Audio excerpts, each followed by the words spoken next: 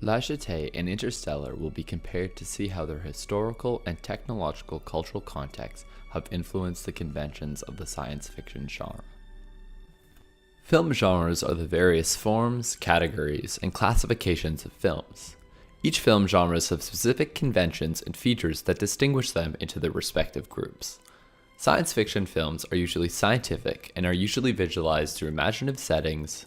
Sci-fi films are complete with heroes, distant planets, and features such as time or space travel, set either on Earth, into outer space, or into future or past times. The task component of genre was chosen as the science fiction genre has long served as a useful means of discussing sensitive topical issues without arousing controversy, and it often provides thoughtful social commentary on potential unforeseen future issues and how they are received in the present. In addition, the fictional setting allows for deeper examination and reflection of ideas within the cultures of the film's geography and history. The two films of study, 1962's La Jetée and 2014's Interstellar, are both films which within the genre of sci-fi that focus on many themes aligned with the genre, especially time and space travel. La Jetée is a 29-minute French short film made entirely of black and white stills directed by Chris Macker. Interstellar is a 2-hour and 49-minute American film directed by Christopher Nolan. Leading towards the thesis for this study, how do the historical and technological cultural contexts of the film influence the conventions of the sci-fi genre? One basic tenet of the genre theory holds that film formulas are products of their socio-cultural context in which they arise, and that they respond to specific cultural needs, issues, and anxieties. The convention of the genre is followed in both films as they both respond to different historical cultural anxieties, one of nuclear annihilation and one of environmental apocalypse. The historical context of La Jetée in 1962 responds to the Cold War anxieties that were at its height, and fear of nuclear annihilation was widespread following the year of the Cuban Missile Crisis that happened in the year of the film's release. To quote Carla Hübner, "In France during the 1960s, optimism about the future was discarded. This is reflected in the film through the protagonist of La Jetée rejecting the future and continuously wanting to relive his nostalgia. As viewers of the story could simultaneously understand his desire for the past and to find the calm. This historical anxiety for the future is shown in the changes in cinematography, specifically through the use of contrast that the director employs as the character travels in the past and into the future.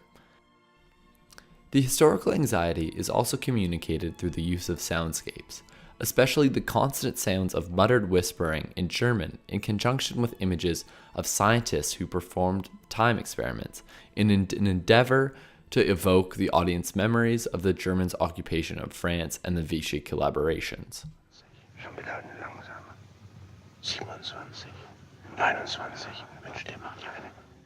Similarly, Interstellar follows the same conventions of the genre, projecting the cultural anxieties, but through the use of a different cultural anxiety, the fear of the effects of climate change.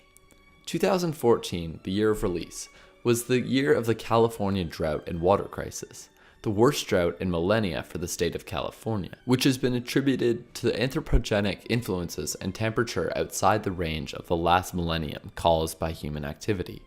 However, the film differs from La Jetée in a way that it follows another typical convention of the genre, the second genre convention that will be discussed in this investigation. The way that the film makes dramatic but plausible postulation about the present through the use of special effects in creating a dystopia. The two films of study show the differences between the ways that the genre convention is followed. As Interstellar follows one of the early genre conventions, the use of special effects to create a dystopia, and La Jetée does not. The dystopia created in La Jetée did not require special effects. Instead, it is created through a series of microscope historical images.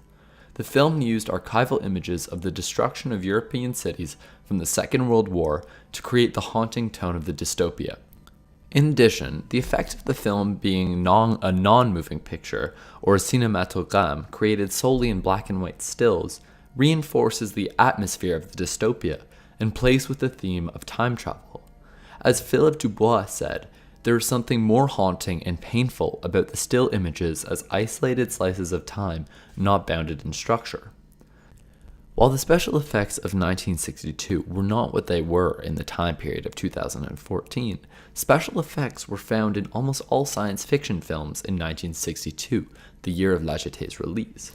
This is an important thing to consider because this means that La Jette intentionally deviated from the genre convention. As a result of the historical context of World War II, the French audiences would have been much more prone to be frightened by the realism of the archival images than they would have been by the special effects available at that time.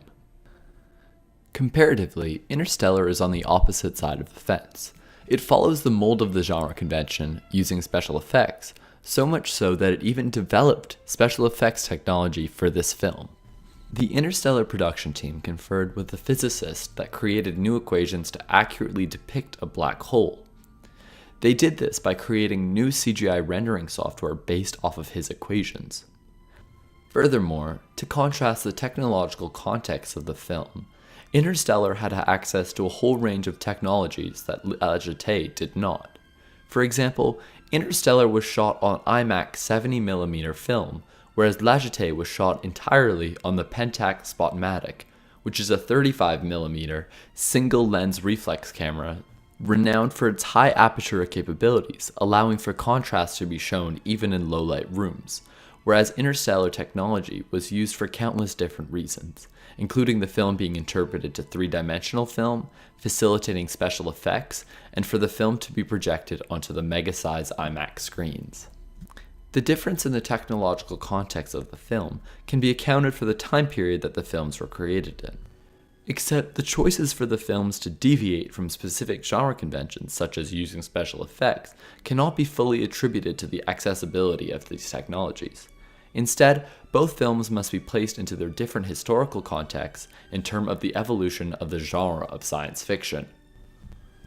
This is because the genre itself and its conventions have changed and evolved between the era of the 1960s and the era of the 2010 science fiction films. For example, Interstellar reflects the transition of the early 2010s of how more realistic science fiction epic films have become more prevalent. Therefore, the films are catering to audiences' expectations, as the realms of producing one's imagination have been opened through the technological advances. Interstellar reflects the reality that in 2014, there are virtually no limits of what can be brought to the screen.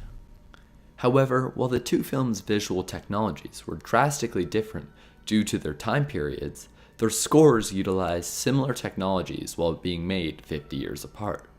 For example, both films' soundtracks act as a narration tool when there's a lack of dialogue, which is common in the films as there are many instances when characters cannot speak when they're stuck in either time or in space. In addition, both films' soundtracks act as an editing framework as the story moves from the past to the present. La Jette and Interstellar create mental continuity and rhythm through its soundtracks and sound editing. Au 10e jour d'expérience, des images commencent à sourdre, comme des aveugles.